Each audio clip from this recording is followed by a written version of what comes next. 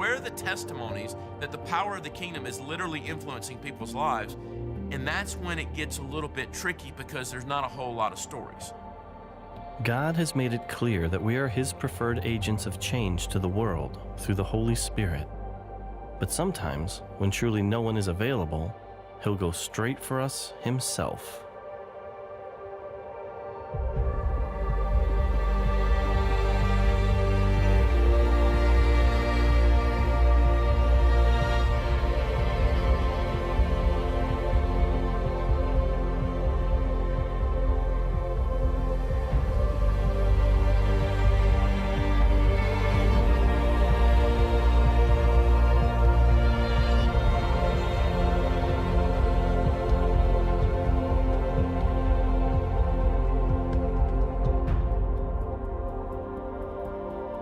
This is Ali, and he met Jesus while hanging out at Mecca.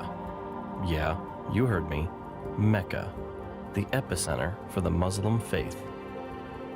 When he was younger, Ali was a raging alcoholic, and his drinking got so bad that he moved away from his wife and children in Turkey to Saudi Arabia, simply to protect them from himself. While there, some Muslim friends of his talked him into going on Hajj to Mecca, the great pilgrimage to the holiest place in Islam. So I decided to go. And when I went there, everybody needs to sleep together. And everybody also goes 7 times around the Kaaba. And they were also going to do the namaz. And there I said, well, maybe something good will come of it. And I did the namaz, the ritual prayers also. But I was very ashamed because I didn't believe in it, and yet I was still doing it. So everybody that night sleeps around the Kaaba. So I slept there. And then in the night, I had this dream, and in the dream, Jesus came. First, he touched my forehead with his hand, and he said, "You have been saved. You have been saved." Then he opened his hand and placed it on my chest, and he said, "You belong to me." One of them, he said, "You are saved," and then, "You belong to me." And he was smiling. And this is what I wanted to say. This is what he looked like. From his waist up, he was naked and shining pure white. He had a beard, like in the pictures, but a little bit longer. His hair and his beard, it was as if every hair was electrified light, shining from every hair. That's how handsome he was. And when he smiled, his teeth were shining white. And I was amazed at the way he stood there. And the lower part of him was like a cloud of melted iron. And in that cloud, he was taken up. And then a voice from here started to talk. And it was really moving around, in the same way that your mouth moves around when you talk. This voice started from right here. That's how it felt to me.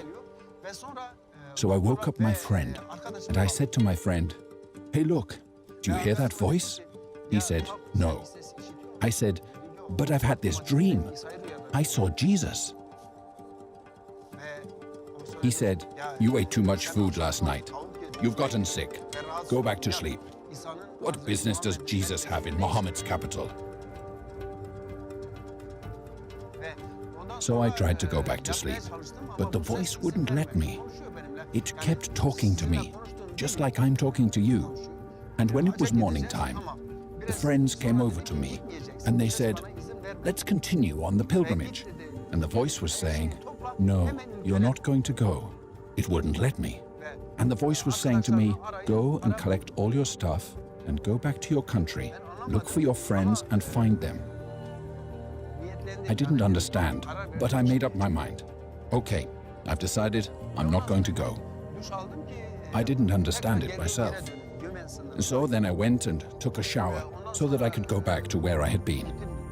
So, in order to take a shower, I got undressed. And I looked in this little mirror, and this part was white. But at that time, my hair, my beard, my mustache, there wasn't a single white hair anywhere. And there was this white everywhere. And so I tried to wipe it off. And when I wiped it, it didn't come off. I wiped it with water and soap, and it still didn't go away. And this voice said to me, I'm going to show you even more things than this. And then, since I knew it was Jesus, right there in the bathroom, I got down on my knees, because the only thing I knew to worship was to go down on my knees. So I got on my knees, and I said, yes, Jesus, whatever you say, I'm going to do it.